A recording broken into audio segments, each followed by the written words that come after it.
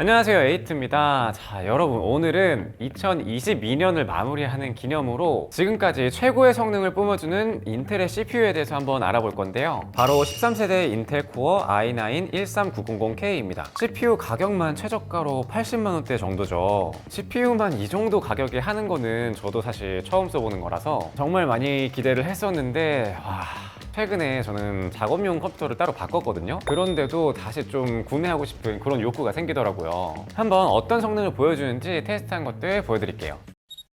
먼저 오늘의 테스트 컴퓨터 사양입니다. CPU는 13세대 인텔 코어 i9 13900K인데요. 특징을 살펴보면 기존 12세대와 동일하게 빅리틀 구조를 탑재했습니다. 빅리틀 구조라는 거는 퍼포먼스 코어와 효율 코어가 따로따로 분리돼서 성능이면 성능, 저전력이면 저전력 이 두 가지를 전부 잡은 아키텍처인데요. 퍼포먼스 코어가 8코어의 16스레드로 기존 12세대와 동일한데 효율 코어가 2배로 늘어났어요. 그래서 효율 코어만 16코어 16스레드입니다. 전체 다 합하면은 24코어에 32스레드죠. 이것만 보더라도 멀티코어에서 성능이 엄청나게 향상됐겠구나 이런 거를 좀 예상해 볼 수 있습니다. 거기다가 L2, L3 캐시 메모리도 증가하면서 작업 성능도 좋아졌을 것으로 예상돼요. 그리고 그래픽 카드는 RTX 3080 Ti를 사용했습니다. 사실 i9 13900K 이 정도 급이라면은 적어도 4000번대 굉장히 고사양 CPU를 써야 되는데 제가 대여해온 제품이 3080 Ti입니다.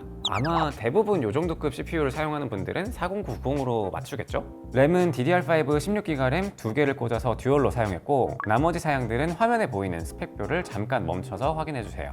전체 테스트는 CPU 전력 제한을 해제하고서 사용을 했습니다. 먼저 벤치마크부터 살펴볼게요. CPU 성능을 보는 시네벤치 R23부터 보면 39,000에 가까운 성능을 보여줍니다. 3번 연속해서 실행했을 때 동일한 성능을 보여주더라고요. 이 시네벤치 첫 번째 돌렸을 때는 이 전력 제한을 걸어놓고서 디폴트 그대로 사용을 했었거든요. 그렇게 했을 때는 멀티코어가 38,419점이 나왔었는데 이 전력 제한을 해제를 하니까 38,000 후반대 점수를 보여주더라고요. 생각보다는 점수 차이가 그렇게 크지 않았어요. 전력 소비량을 보니까 그 이유를 좀 알겠더라고요. 전력 제한을 해제하니까 순간적으로 330W까지도 먹던데 초반에 잠깐만 330W 정도를 먹었고 그 이후에는 스로틀링이 걸리면서 270대로 거의 유지가 되었기 때문에 아마 전력 제한을 한 거랑 안 한 거랑 비슷하게 점수가 나온 것 같아요. 그리고 온도는 최대 102도 그리고 평균 99도 정도를 보여줬어요.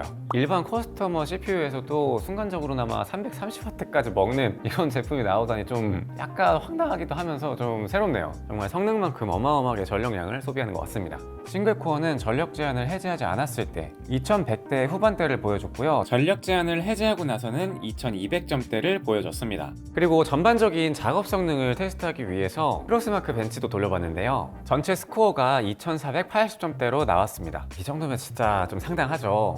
그리고 작업 성능을 보기 위해서 한번 프리미어 프로도 돌려봤어요. 아무래도 프리미어 프로가 인텔의 퀵싱크를 지원하기 때문에 영상 작업용으로도 알아보시는 분들이 있으실 것 같아서 이렇게 돌려봤는데 여기에 쓰인 소스들은 지금 제가 가지고 있는 장비로 최대의 부하를 줄 수 있는 소스로 촬영을 했어요. 4K 60프레임에 422 10피트 그리고 H265 코덱으로 촬영된 영상입니다. 이렇게 봤을 때 뭐 한 개 레이어 쌓인 거 정도는 정말 무난무난하게 편집을 할 수가 있겠더라고요. 전체 해상도로 이 프리뷰가 무난하게 돌아가는 걸 확인할 수 있었습니다. 정말 한번 부하를 많이 걸어보자 생각이 들어서 그래서 방금 전에 촬영했던 4K 레이어 4가지를 전부 다 4분할 화면으로 쌓아가지고 해봤는데 요러니까 좀 렉이 걸리긴 하더라고요. 아무래도 퀵싱크를 위해서는 이 CPU의 칩셋적인 성능뿐만 아니라 이 내장 그래픽 자체의 전체적인 성능도 중요할 텐데 인텔 코어 i9 1390K에 들어간 내장 그래픽으로는 이 정도의 끊김 정도를 보여줍니다. 제 체감상으로는 4K의 60프레임, 422 10피트,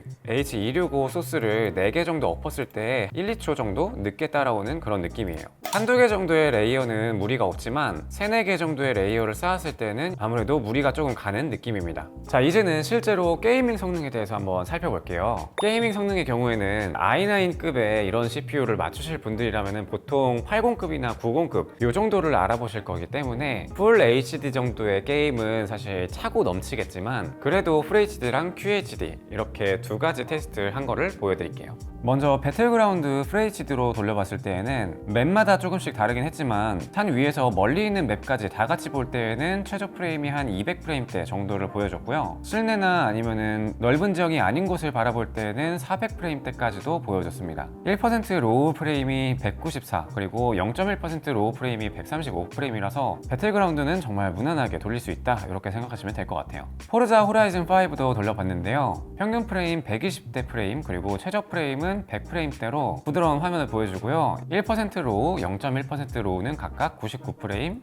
83프레임 정도가 나왔습니다. 사이버펑크도 돌려봤는데요. 평균 프레임 186프레임, 그리고 최저 프레임은 145프레임, 1% 로우, 0.1% 로우는 각각 137, 123프레임을 보여줬습니다. 이번에는 QHD 해상도에서 벤치마크를 마찬가지로 시행해봤는데요. 배틀그라운드는 평균 300프레임대, 그리고 최저 프레임은 100 후반대 프레임을 보여주고 1% 로우, 0.1% 로우는 172프레임, 80프레임대를 보여줬습니다. 1% 로우 프레임도 낮아지긴 했지만 가장 눈에 띄는 거는 0.1% 로우가 좀 튀는 값을 보여주네요. 그리고 포르자 호라이즌 5도 QHD 해상도로 돌려봤는데요. 이때는 평균 프레임 110대, 최저 프레임 90 후반대, 1%, 0.1% 로우는 각각 87, 76프레임대를 보여줬습니다. 배틀그라운드랑은 다르게 0.1% 로우 값이 그렇게 크게 변하진 않았네요. 사이버펑크도 마찬가지로 QHD 해상도에서 돌려봤는데요. 평균 프레임 140대, 그리고 최저 프레임은 110프레임대를 보여줬습니다. 1% 로우랑 0.1% 로우도 각각 110프레임대, 99프레임대를 보여줬어요. 사실 게이밍 성능의 경우에는 그래픽카드의 성능이 거의 지배적인 영역이라서 그래픽카드의 성능을 얼마나 끌어와서 효율적으로 쓰느냐, 이 정도의 역할이라고 생각하면 되는데, 제가 테스트한 이 제품들의 사양에서는 배틀그라운드 QHD 환경에서 0.1%대 로우 값이 조금 튄다는 거, 요거를 제외하고는 그래픽카드 성능을 제대로 이끌어낸다라는 생각이 좀 들었어요.